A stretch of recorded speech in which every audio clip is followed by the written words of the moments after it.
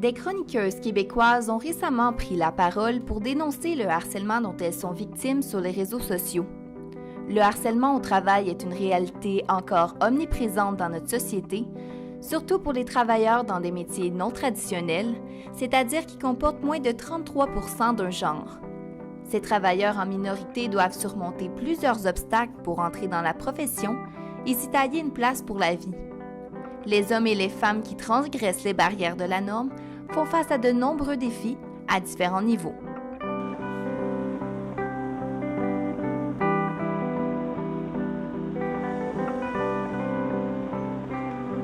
Bonsoir, mesdames, messieurs. Bonsoir, Serge Deslongchamps. Bonsoir, Chantal. Ça y est, c'est la toute première édition de Sport Rare. Chantal Maccabé et Jean-François Côté sont deux travailleurs dans des métiers non traditionnels depuis de nombreuses années. Ils sont présentement reconnus pour ce qu'ils font, mais entrer dans leur profession n'a pas été facile. Les gens m'écrivaient des lettres. Et ça, c'était particulier parce que autant je pouvais avoir des très belles lettres d'admirateurs, autant où c'était des lettres très haineuses. Donc là, on me reprochait de voler la job à un gars, que j'avais pas d'affaires là, que je devrais retourner dans ma cuisine.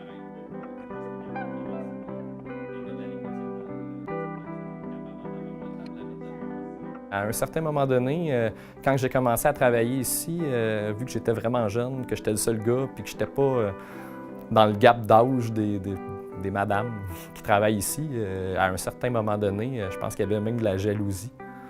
Une jeune femme qui tenait à garder l'anonymat travaille dans le domaine du transport. Elle fait face aux enjeux des métiers non traditionnels quotidiennement. Quand tu rentres les commentaires, avoir reculé en quelque chose d'une femme qui chauffe ou tout le temps les commentaires qu'on entend, mais c'est toujours les mêmes commentaires depuis 5 ans qui se répètent, puis qui se répètent, puis qui se répètent. L'insertion socio-professionnelle de travailleurs dans des métiers non traditionnels est souvent rejetée par les collègues. Certains travailleurs remettent en doute l'efficacité d'une femme qui exécute une tâche d'homme et vice-versa. Ces préjugés peuvent être partagés par des employeurs, des collègues, des amis ou même des membres de la famille. La femme qui se retrouve dans un secteur non traditionnel doit faire ses preuves. Elle doit être en fait plus compétente que ses homologues masculins, où le jugement qu'on va faire de ses tâches va être beaucoup plus sévère que son collègue masculin. Sans parler peut-être aussi des propos soit machistes, sexistes, voire misogynes auxquels les femmes doivent composer. Pendant 25 ans, on testait mes connaissances, là, autant les amateurs que des fois les collègues. Tu sais, si j'étais dans la salle des nouvelles, puis quelqu'un demandait « C'est qui a le record de telle affaire? » Puis moi, je le disais, bien souvent, le gars allait vérifier dans le livre avant de l'écrire. « Ah oui, Chantal, t'avais raison. » Fait que, tu sais, la confiance n'est pas toujours là. Les hommes vont moins vivre cela s'ils se retrouvent dans un métier traditionnellement féminin. Ils vont avoir moins de remarques mesquines.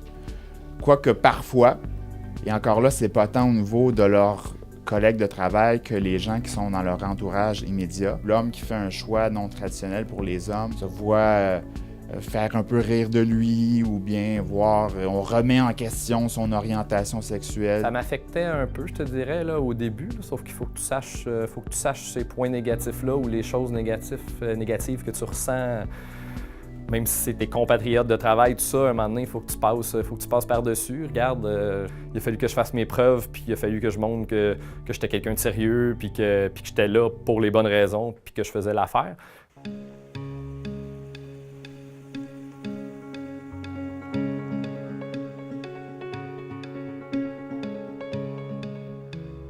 Patrice Brouillette, de la compagnie de construction ProExpert, travaille dans le domaine de la construction depuis de nombreuses années.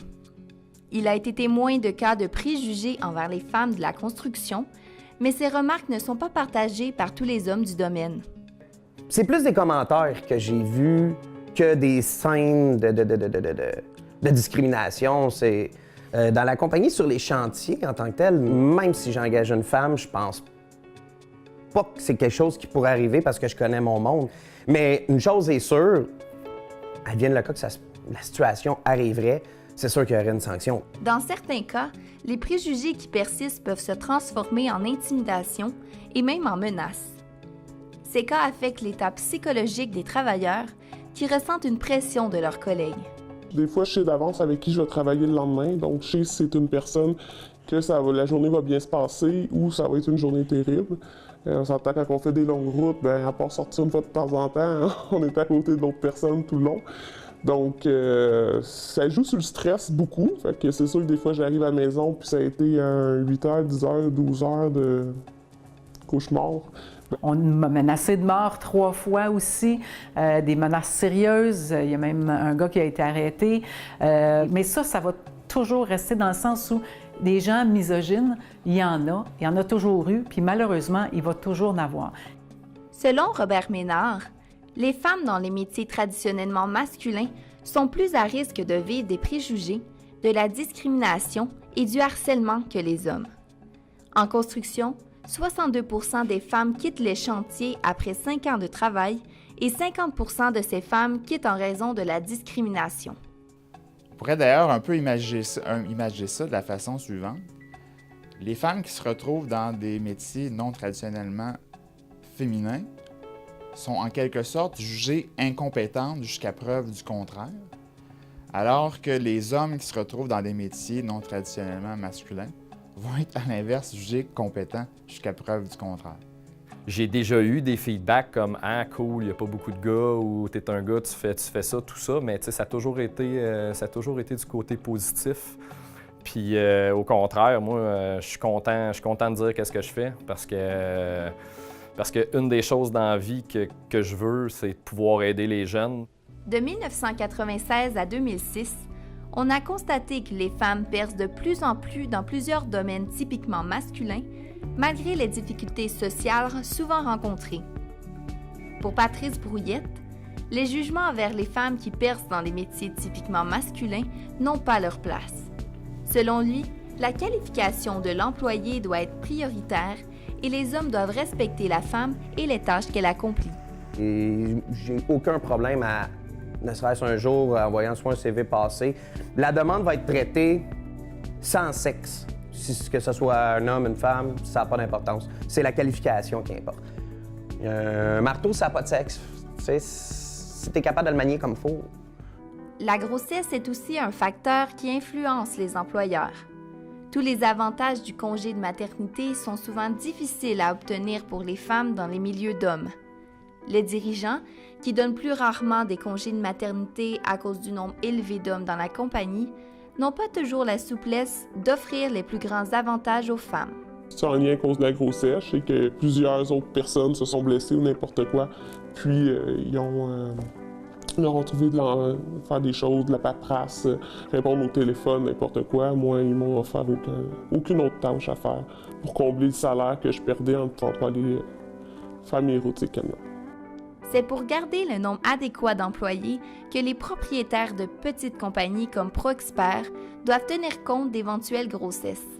Selon M. Brouillette, ce n'est pas une discrimination, mais plutôt un souci d'organisation. C'est sûr, puis je vais même donner un point de vue peut-être un peu plus entrepreneur. Engager une fille de peut-être 25, 30 ans qui parle avoir une famille, bien dans ta tête, t'as peur pour un an. Si tu es une grosse compagnie, c'est une chose. Si tu es une petite compagnie, bien peut-être que ça peut jouer. Tu sais que cette personne-là, tu pourrais la perdre, puis t'amener un problème de ça peut être pris en ligne de compte. Pour certains, l'essor d'un genre en minorité dans un métier non traditionnel diversifie les points de vue, l'atmosphère et les méthodes de travail. Chacun apporte sa touche personnelle à la profession. Je me rappelle à un moment donné, Max Pacioretty, sa femme venait d'accoucher de son 2e petit garçon. Et il avait connu des matchs difficiles, puis je lui avais dit les nuits sont courtes, hein? Puis il dit ça fait des nuits, je dors pas, j'ai hâte d'aller sur la route pour dormir. Les gars sont plus portés à penser performance, statistique. Fait que c'est peut-être l'aspect là, que je vais apporter de ma sensibilité féminine, si tu veux, qui va être un peu différent. Parce que moi, je suis le genre d'éducateur. Moi, je fais pas juste dicter ce qu'on fait ou je fais pas juste les lâcher lousses comme ça. J'aime beaucoup participer avec eux. Puis je pense que ça aussi, c'est une grande partie du travail. Quand tu joues avec eux puis que tu t'amuses avec eux, ça change vraiment la dynamique des choses. Les jeunes sont de plus en plus encouragés à entrer dans des métiers non traditionnels. Des concours comme Chapeau les filles visent à encourager les femmes à percer dans des mondes majoritairement masculins. Plusieurs campagnes de sensibilisation contre la discrimination circulent toujours Et selon Chantal Maccabé, ces campagnes font une vraie différence dans son domaine. Marie-Lou Lemire pour l'Informateur.